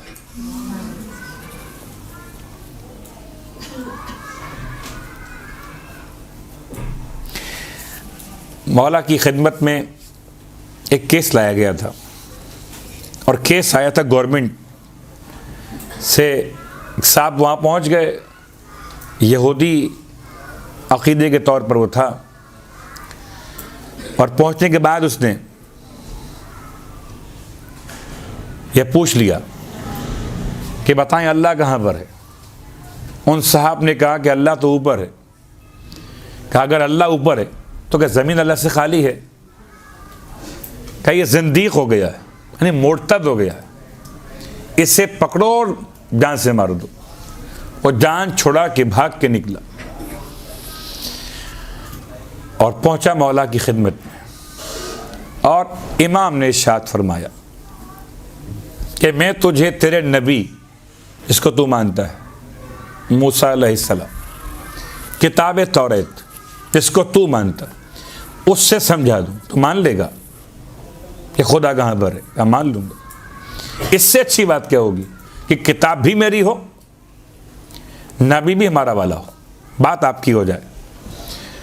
تب امام نے ارشاد فرمایا کہ موسیٰ ابن عمران بیٹھے ہوئے تھے، کتاب توریت کے فصل کا اور باب کا حوالہ دیا کہ اچانک ایک فرشتہ آپ کی خدمت میں آیا، آ کے سلام کیا، آپ نے سلام کا جواب دیا، پوچھا کہاں سے آتے ہو؟ کہا میں آتا ہوں بالکل 7ویں آسمان سے، اللہ کے پاس سے۔ 7واں آسمان اللہ کے پاس سے آتا ہوں۔ پھر ایک اور آیا، آ کے سلام کیا، پوچھا کہاں سے آتے ہو؟ کہا 7ویں زمین کی تہ سے آتا ہوں، اللہ کے پاس سے۔ اب میں کہوں آپ کی خدمت میں کہ اللہ تو آپ کے قدموں کے نیچے بھی رہتا ہے۔ 7ویں زمین کے نیچے سے آتا ہوں اللہ کے پاس سے۔ مشرق سے آیا، پھر مغرب سے آیا، شمال سے آیا، جنوب سے آیا۔ 6 فرشتے آئے، 6 سمتیں، اور 6 کے 6 کہہ رہے تھے کہ ہم اللہ کے پاس سے آ رہے ہیں۔ اب اللہ کہاں پر؟ موسیٰ ابن عمران علیہ السلام سجدے میں گر گئے، پروردگار تیری ذات اتنی زیادہ احاطہ کیے ہوئے کہ کوئی مکان، کوئی علاقہ تجھ سے خالی نہیں ہے۔ تو میں نے اس لیے شہزادی کی تسبیح کو سمجھاتے ہوئے بہت سی باتیں اس کے علاوہ بھی آسان کی۔ سبحان من یرا، سبحان من یرا۔ آپ سمجھتے ہیں آپ کا عمل اللہ کیسے دیکھے گا؟ چھوٹا سا عمل ہے۔ پاک ہے وہ ذات جو دیکھتا ہے چیونٹی کے قدموں کے نشان کو جب وہ چلتی ہے سخت پتھر پر۔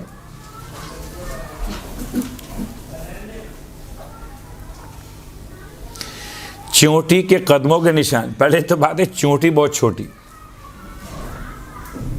یہ سمجھانے کے لیے ہے شاید کہ خدا کی شان کو بیان کرنے کے لیے اس سے کوئی اور بھی بڑی مثال لائی جا سکتی ہو، مگر سخت پتھر پر کسی کمزور ترین کے نشان دیکھنا میں اس کو آسان کرتا ہوں۔ پرنٹس نکالنا، فنگر پرنٹس مشکل کب ہوتے ہیں؟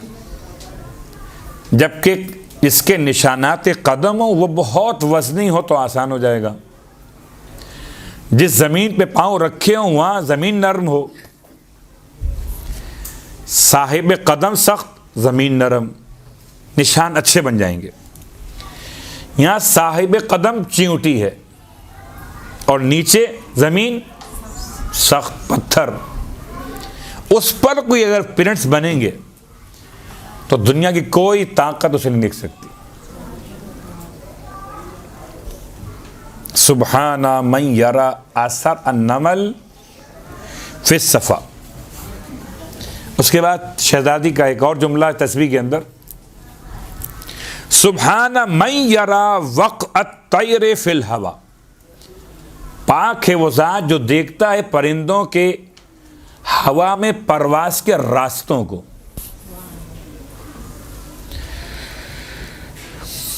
شاید فضائی روٹس کیا ہوتے ہیں، روٹس کیسے معین کیے جاتے ہیں، یا کون سا فضائی روٹ کس مملکت کے لیے، کون سے جہازوں کے لیے۔ اگر سسٹم یہ والا نہ ہو، کنٹرول ٹاور سے رابطہ جہاز کے چلانے والے کا باقی نہ رہے تو راستہ بھول جاتا، پوری فضا ہے، کہاں جائے گا، کہاں مڑنا ہے۔ اس سے پہلے شاید کسی کی تصور میں نہیں تھا کہ کوئی راستے فضاؤں کے اندر ہو سکتے۔ میں سبحان من یرا وقع الطیر فی الہوا، پاک ہے وہ ذات جو دیکھتا ہے پرندوں کے پرواز کے راستوں کو۔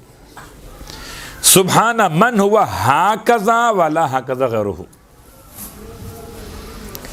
اتنا بہترین جملہ ہے یہ، کبھی کبھی نکاح کے صیغے پڑھے جانے کے موقع پر بعض علماء بڑے لمبے لمبے صیغے پڑھتے کہ جناب یہ انکحت موکلتی موکلہ کا ہذا فلاں فلاں فلاں اور المہر المعلوم، اتنا کہ سامنے والا جو ہے کہیں بور نہ ہو جائے.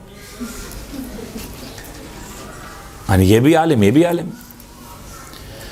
تو بعض علماء اس کا جواب بڑا شارٹ نکالتے، قبل تو ہاذا ہاکذا. یہ لمبا چوڑا آپ نے سوال کیا اور سوال کرنے والے کا جو آپ دیکھیں پھر کیا شر ہوتا ہے. اس نے اتنا لمبا صیغہ پڑھا اپنا انشاء مکمل کرنے کے لیے، یقین مکمل کرنے کے لیے، یا اپنے علم کو سمجھانے کے لیے. واللہ والا سامنے والے نے جواب دیا قبل تو ہاذا ہاکذا، یہ جو تم نے کہا ہے نا یہ سب میں اسی طرح قبول کرتا ہوں.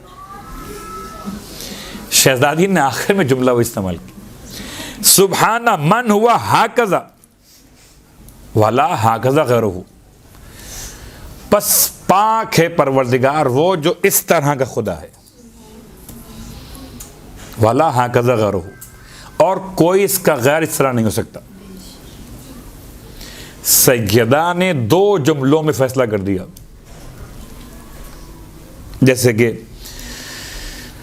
پورے سورہ اخلاص کا جواب کیا ہے؟ کذالک اللہ ربی. سورہ اخلاص کا جواب کیا ہے؟ کذالک اللہ ربی. اب نہ آپ نے احد کہا، نہ صمد کہا، لم یلد ولم یولد کہا، نہ ولم یکن لہ کفوا احد کہا. آپ نے کہا کذالک اللہ، بس ایسا ہی میرا پروردگار ہے. سبحان من ہوا ہاکذا ولا ہاکذا غیرہ، پس پاک ہے وہ ذات جو اس طرح ہے کہ کوئی بھی اس کی طرح نہیں ہے. ہر مہینے کی 3 تاریخ شہزادی کونین کے نام سے منسوب ہے تاریخوں میں، اور اس میں آپ کی تسبیح.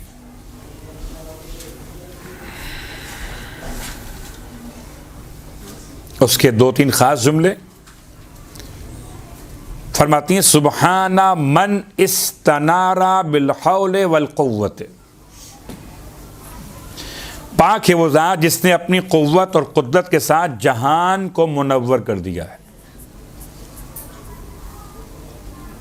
بالحول والقوہ، یہ حول کا ہے اور قوت کیا ہے؟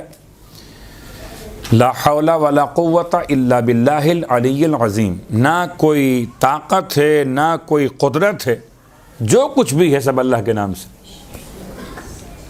اب یہیں سے لوگ گھبرا جاتے ہیں. اور پھر میں آپ کو ذرا سا عقائد کی ایک اور بحث میں داخل کروں، قضا اور قدر.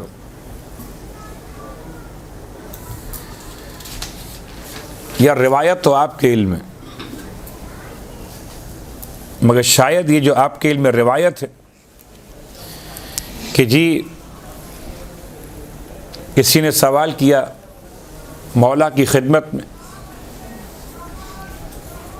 2 انداز سے بات ہوگی. انسان قادر ہے یا مجبور، مختار ہے یا مجبور. خدا قادر ہے یا مجبور، وہ الگ بات. کیا مطلب خدا مجبور؟ کیا مطلب؟ کیا خدا اس بات پہ قادر ہے کہ اس پوری کائنات کو ایک انڈے کے برابر کسی حجم سائز میں اس کے اندر اس کو لے آئے، سمو دے اس طرح سے کہ نہ تو کائنات چھوٹی ہو اور نہ انڈا بڑا ہو؟ اس کے 2 جوابات ہیں. ایک جواب یہ، سوال بھی 2 طرح سے تھا. ایک سوال اتنا یہاں تک، کیا خدا اس بات پر قادر ہے کہ پوری کائنات کو ایک چھوٹے سائز میں، انڈے کے برابر سائز میں اس کو لے کر آ جائے؟ یہ سوال ایک الگ ہو گیا. اب سوال الگ، اس طرح سے کہ نہ کائنات چھوٹی ہو اور نہ ہی انڈا بڑا ہو، یہ پارٹ الگ ہے. اور دو روایات، ایک مولا کائنات علی ابن ابی طالب علیہ السلام سے مروی ہے اور ایک امام جعفر صادق علیہ السلام سے.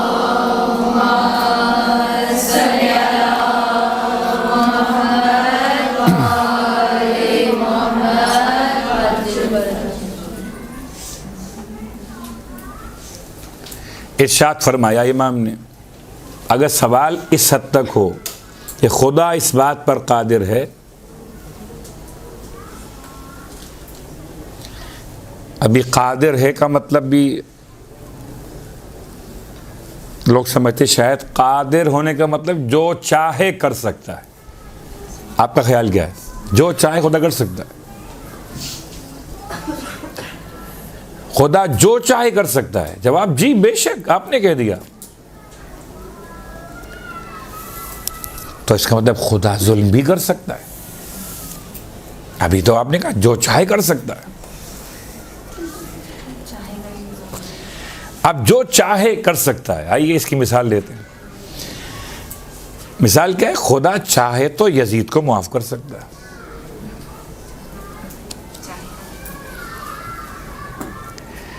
اور اس کا جواب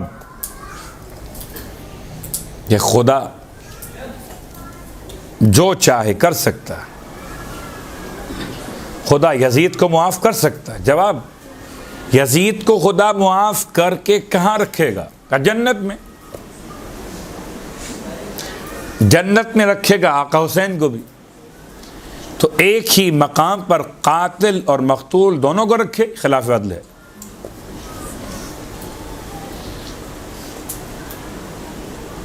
قادر کی مثال سمجھانے کے لیے جب سے ہم نے عقائد پڑھنے شروع کیے کی مثال چلی آ رہی ہے. آپ کے سامنے رکھے ہوئے دو گلاس، ایک صاف پانی اور ایک ذرا سا ڈسٹ والا پانی ہے. اب میں پوچھوں کہ آپ ان دو میں سے جس کو چاہے پی سکتے ہیں؟ جی پی سکتے ہیں، جس کو چاہے پی سکتے ہیں. آپ اس پہ قادر ہیں، پی سکتے ہیں، مگر پئیں گے نہیں ڈسٹ والے پانی کو. تو خدا جو چاہے کر سکتا ہے مگر کرے گا نہیں. اس لیے جب آپ نہیں کرتے، کر سکتے ہیں مگر نہیں کرتے، تو خدا اس کائنات کو انڈے کے سائز میں سمو سکتا ہے. امام فرمایا جی انڈے کا سائز تو بہت بڑا ہے. خدا چاہے تو مسور کی دال کے دانے کے برابر ذرے میں پوری کائنات کو سمیٹ سکتا ہے. مگر یہاں تک یہ حصہ الگ ہے کہ نہ کائنات چھوٹی ہو اور نہ انڈا بڑا ہو. اس پر جواب دیا مولانا تمہارے سوال میں تناقض ہے، سوال ہی غلط ہے، سوال ہی غلط ہے. مطلب کیا مطلب؟ کہ تم کہتے ہو ایک وقت میں کائنات چھوٹی بھی ہو بڑی بھی ہو. نہیں، کائنات بھی رہے اور انڈے سے چھوٹی بھی ہو جائے. کیسے ممکن ہے؟ اجتماعی ضدین ہے، اجتماعی نقیضین ہے، ممکن نہیں. دو باتیں الگ الگ. ایک اس بات کا انجام دینا خدا کی طرف نسبت دی جائے کہ ممکن ہے کہ نہیں. ایک خود بات کے اندر کتنی گنجائش ہے جو آپ سوال کر رہے ہیں. یعنی یہ سوال تو بعد میں خدا کر سکتا ہے کہ نہیں کر سکتا. یہ بات جو آپ کریں یہ بات ہو سکتی ہے کہ نہیں ہو سکتی، دن بھی اور رات بھی ہو. اب بڑے ہوشیار لوگ بن جاتے ہیں، نہیں وہ وقت فجر ہوتا ہے، نہیں وہ الگ ہے. یہ تو ہو سکتا کہ نہ یہ دن ہو یا نہیں رات ہو، حالانکہ وہ کچھ حصہ روشنی کی بنیاد دن کہہ سکتے ہیں اس کو. اسی لیے آپ غور کیجئے گا، آج جو آپ نے صبح کی نماز پڑھی وہ آج کی کاؤنٹ کل کی کاؤنٹ ہوگی. آپ اگر سوچئے تو ہفتے کی نماز فجر کاؤنٹ ہوگی نا، وہ اس کا مطلب ہے ہفتہ شمار کیا گیا، یعنی دن شمار کیا گیا۔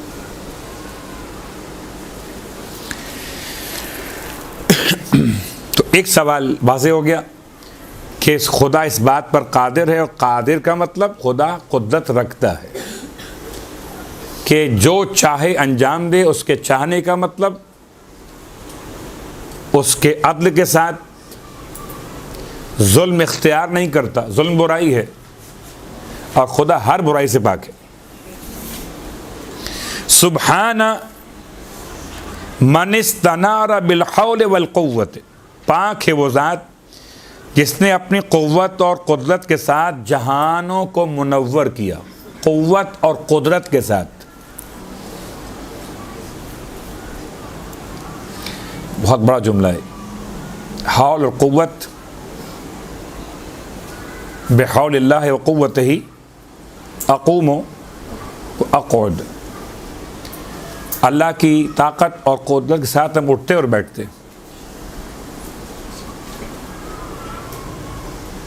انسان کے لیے اٹھنے کے بعد بیٹھنا ممکن نہیں، اور بیٹھنے کے بعد واپس قیام ممکن نہیں۔ سبحان من اذل الخلائق بالموت، پاک ہے وہ ذات کہ جس نے مخلوق کو ذلیل کیا موت کے ذریعے سے۔ وَأَعَزَّ نَفْسَهُ بِالْحَيَاةِ، اور اپنے آپ کو بلند کیا حیات کے ساتھ۔ اللہ لا الہ الا هو الحی القیوم، خدا حی، ایسا حی کہ اپنی حیات کے لیے کسی کا محتاج نہیں۔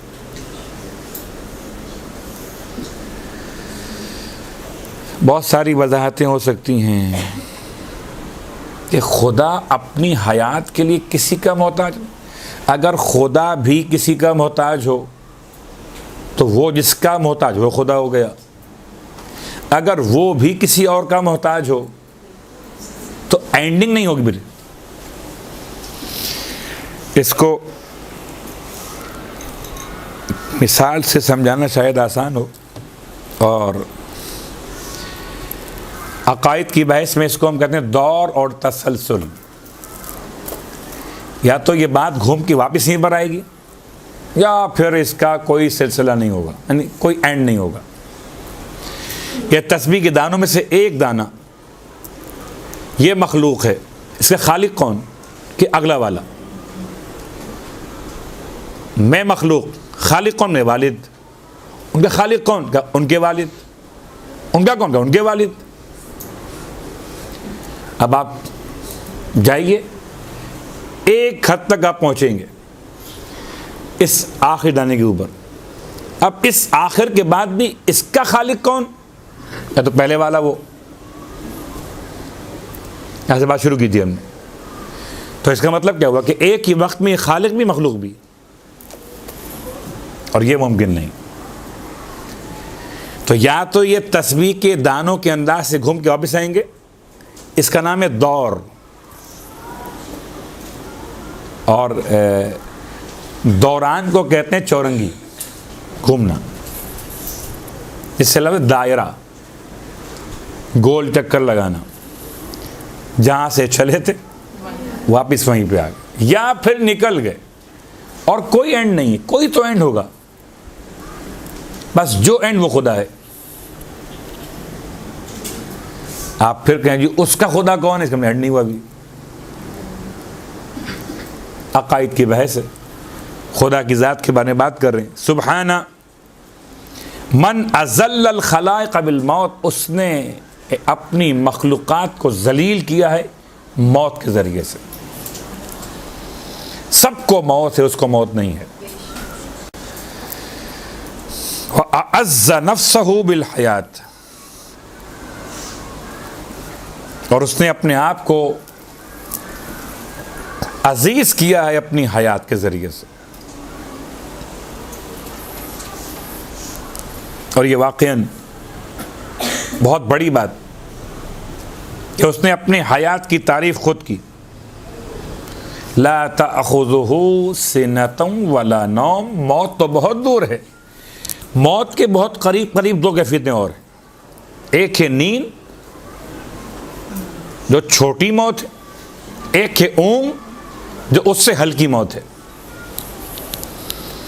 وہی اب موت کے 3 اسٹیپس ہو گئے، ایک اونگنا، کچھ مرنا کچھ جینا، ایک ہے سو جانا تقریباً مرنے کی طرح ہو جانا، ایک ہے واقعاً مر جانا، موت۔ لا تأخذہ سنۃ ولا نوم، اور خداوند عالم کو نہ تو نیند آتی ہے اور نہ اونگ آتی ہے۔ اونگ کب آتی ہے؟ جب نیند آنے والی ہو۔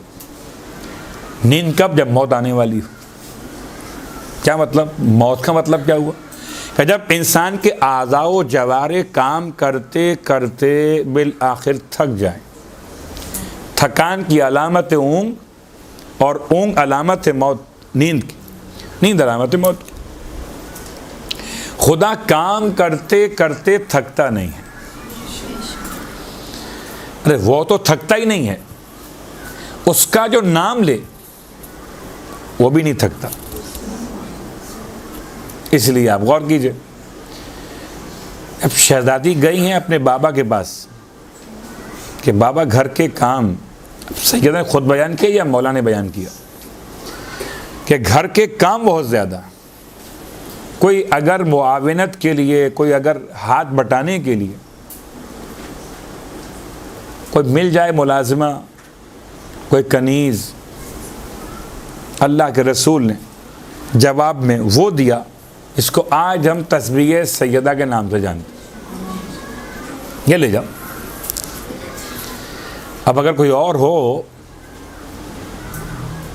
تو پلٹ کے کہے بابا سے مانگا کیا دیا کیا، یہ تسبیح تو ویسے ہی پڑھ لیتے ہو، مانگی تھی کنیز دے دی تسبیح۔ تو یہ کوئی حکیم صاحب حکمت ہی کام نہیں کر سکتا کہ مانگے سر میں درد کی دوا اور دے دے پیٹ درد کی دوا، ممکن نہیں۔ ہمیں کنیز چاہیے تھی، یہ تسبیح ذکر خدا دے دیا آپ، ہم پہلے ہی ذکر خدا کرتے، لیکن نہیں، شہزادی نے قبول کیا، اور سیدہ کی تسبیح نے مسائل کو آسان کیا۔ کنیز کی کب ضرورت پیش آئے گی؟ جب کہ انسان تھکے، دن میں کام کرتے کرتے، اور جب تھکان غالب ہو ذکر خدا کرو توانائی بحال ہو جاتی ہے۔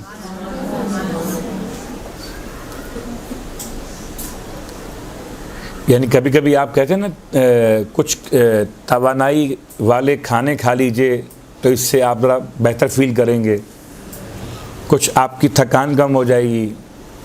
تو اگر خدا کا نام لیں گے، سبحان من اذل الخلائق بالموت واعز نفسہ بالحیات، وہ ایسا لا تأخذہ سنۃ ولا نوم، کیا میرا پروردگار ہے، قربان جائیے، کہ نہ سوتا ہے نہ اونگتا ہے۔ باقی ہر گارڈ، ہر محافظ کہتے ہیں کہ وہ آغائے تقی بہجت اعلی اللہ مقامہ سے آیت اللہ العظمیٰ امام خمینی نے ارشاد فرمایا تھا، اب وہ حیات دونوں حیات تھے، کہ اپنے سیکیورٹی کے لیے اپنے ساتھ گارڈ رکھ لیجئے، ہم گارڈ بھیج دیتے ہیں آپ کے لیے،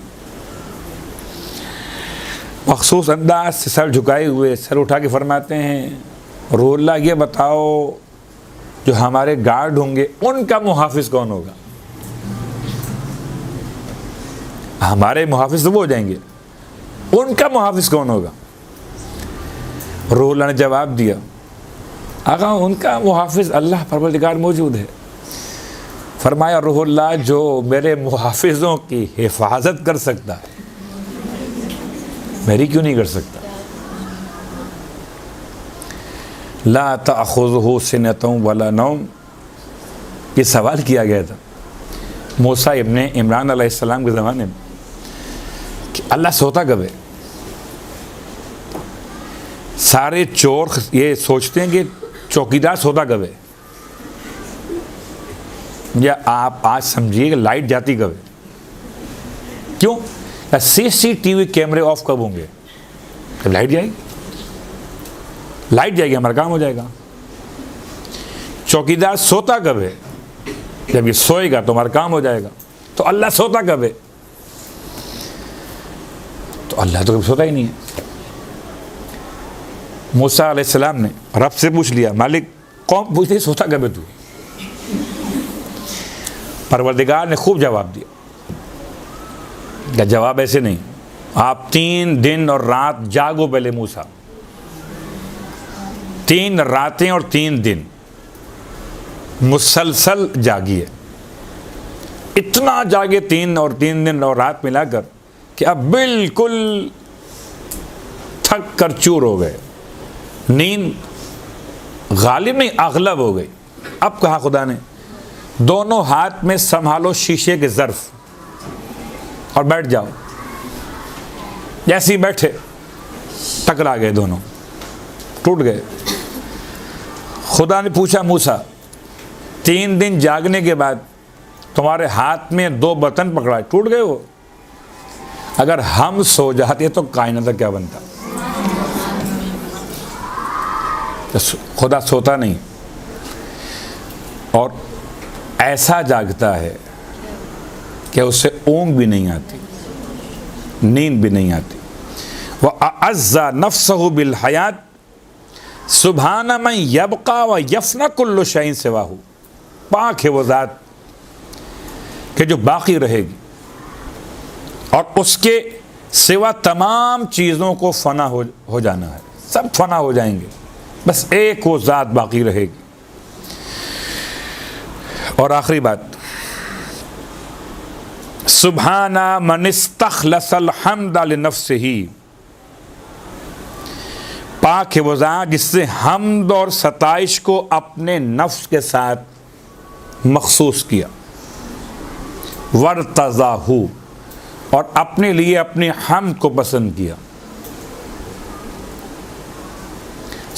سبحان الحی العلیم، سبحان الحلیم الکریم، سبحان الملک القدوس، سبحان العلی العظیم، سبحان اللہ وبحمدہ.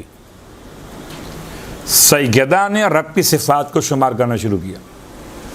الحی، العلیم، الحلیم، الکریم، الملک، القدوس، العلی العظیم. 6 صفات ہیں یہاں پر جناب سیدہ فاطمہ الزہرا سلام اللہ علیہ نے بیان فرمائی. اللہم صلی اللہ علیہ وسلم.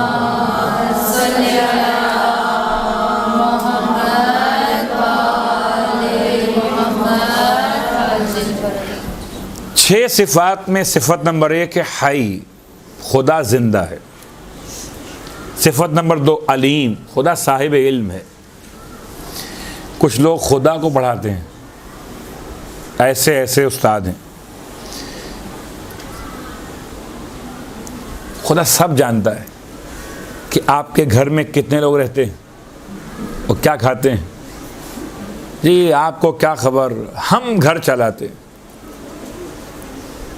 ہمیں پتہ ہے کہ گھر کیسے چلایا جاتا ہے. ماشاءاللہ آپ چھوٹے فرعون ہو گئے.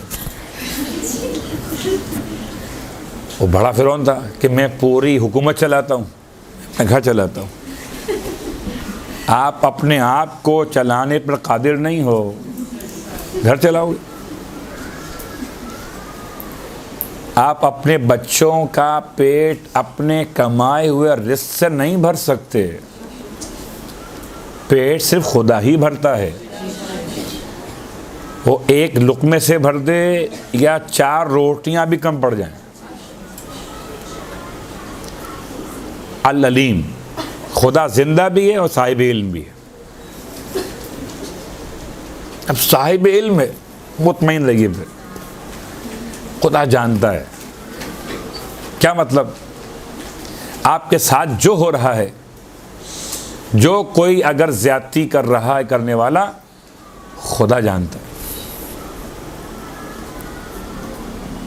تو خدا کے صفت میں ان صفات ثبوتیہ میں سے علیم ہونا، صاحب علم ہونا۔ الحلیم، لیکن ایک بات یاد رکھیے گا، خدا حلیم بھی ہے۔ کیا مطلب؟ کہ علیم بھی اور حلیم بھی۔ آپ تو چاہتے بس جلدی سے یہ آپ کا دشمن مر جائے، نہیں، خدا حلیم ہے۔ جب تک وہ حکمت سمجھے گا تب تک آپ کا دشمن نہیں مرے گا۔ بڑی عجیب سی بات ہے۔ انسان جلدی کیوں کرتا ہے؟ کہ جلدی اس لیے کرتا ہے کہ وہ جانتا نہیں ہے، اسے پتہ ہے کہ شاید اگر میں نے ابھی کھانا کھلا ہے شادی میں نہیں لیا شاید ختم نہ ہو جائے کہیں۔ نہیں جانتا نا کتنا موجود ہے اندر، نہیں معلوم، خدا جانتا ہے۔ بالکل اس کے سامنے گناہ ایسے ہو رہے ہیں، امام فرماتے ہیں پروردگار تو اپنی نافرمانیوں کو ہوتے ہوئے ایسے دیکھ رہا ہے کہ جیسے وہ کسی اور کی نافرمانی کر رہے، اسے معلوم ہے، انہوں نے جانا کہیں بچ کے، وہ جانتا ہے لا یمکن الفرار من حکومتک، تیری حکومت کی سرحدوں سے بھاگ کر نکلنا ممکن نہیں ہے۔ وہ جلد بازی کیوں کرے؟ کبھی کبھار تو اتنا زیادہ وقت انسان کو دیتا ہے کہ انسان سمجھتا ہے شاید یہ مہلت میرے لیے نعمت پروردگار ہے، جبکہ وہ مہلت انسان کی تنبیہ کے لیے ہوتی۔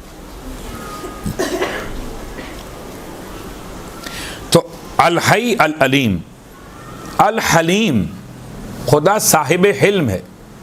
آپ چاہتے ہیں انتقام فوری، نہیں، ایسا نہیں ہوگا۔ 1400 سال ہو گئے کربلا کے واقعے کو، انتقام ہوا؟ الحلیم کیوں نہیں ہوا؟ جب تک کوئی ایک بھی ایسا مومن ابھی کسی کی صلب میں ہو کہ دنیا میں نہ پہنچا ہو اور محب حسین بننا ہو تو کیسے انتقام ہو جائے؟ الکریم، اور حلیم کے ساتھ ساتھ خدا کریم بھی ہے۔ ابھی آپ نے غور کیا، پہلے وہ حی ہے، پھر وہ علیم ہے، پھر وہ حلیم ہے، پھر وہ کریم ہے۔ حلیم کا کریم سے کیا تعلق؟ بڑا تعلق ہے۔ ایک تو وہ حلیم ہے، انتقام دیر سے لے گا، پھر آپ چاہتے ہو کہ اس نے اگر آپ کو ایک تھپڑ مارو آپ اس کو 2 مار دو، نہیں، وہ کریم ہے، حلیم بھی ہے اور کریم بھی ہے۔ وہ اتنا ہی انتقام آپ کا لے گا جتنا آپ پر ظلم ہوا ہے۔ وہ انتقام لینے میں بھی کیا ہے؟ کریم۔ ایک معروف آیت سورہ مبارکہ بنی اسرائیل کی، وَمَنْ قُتِلَ مَظْلُومًا فَقَدْ جَعَلْنَا لِوَلِيِّهِ سُلْطَانًا، اور جسے ظلم کے ساتھ قتل کیا گیا ہو ہم اس کے ولی کو دیتے ہیں سلطنت، اقتدار۔ فَلَا يُسْرِفْ فِي الْقَتْلِ إِنَّهُ كَانَ مَنْصُورًا، اب اسے چاہیے کہ خون بہانے میں اسراف نہ کرے۔ کیوں؟ کہ إِنَّهُ كَانَ مَنْصُورًا، اس پر خدا کی نصرت کا نزول ہو رہا ہے۔ الحلیم الکریم۔ الملک القدوس، ملک مانے بادشاہ، قدوس مانے جس میں کوئی خامی کوئی خرابی نہ ہو۔ عام طور پر بادشاہوں میں خرابیاں پیدا ہو جاتی، خدا ایسا بادشاہ ہے۔ یسبح للہ ما فی السماوات و ما فی الارض الملک القدوس العزیز الحکیم، آیت نمبر 1 سورہ جمعہ۔ الملک القدوس۔ اور آخری بات، سبحان العلی العظیم، خدا علی بھی ہے اور عظیم بھی۔ علی مانے بلند، عظیم مانے عظمتوں والا بلند. کبھی کوئی بلند ہوتا ہے؟ اچھا، ہر بلند عظیم نہیں ہوتا، یاد رکھیے گا. کعبے کی چھت پہ بت رکھا ہوا تھا تو علی تو ہو گیا، بلند تو ہو گیا، عظیم بھی تھا نہیں.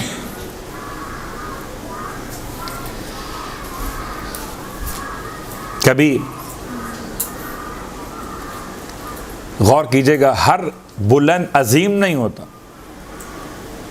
اور ہر عظیم پست نہیں ہوتا، بلکہ خدا نے اپنی شان کو علی کے ساتھ عظیم میں بیان کیا. آیت الکرسی کا آخری لفظ علی العظیم. اب یہاں پر بعض ہمارے مسلمان دوستوں نے سمجھا کہ شاید صدق اللہ العلی العظیم کہیں گے تو یہ کوئی اور علی ہو جائیں گے. صدق اللہ العظیم علی کہیں گے؟ صدق اللہ جب اللہ کہہ دیا، صدق اللہ العلی العظیم جب اللہ کہہ دیا تو اب علی العظیم اور تمام ہو گیا. برحمتك يا أرحم الراحمين وصلى الله على محمد وآله الطاهرين.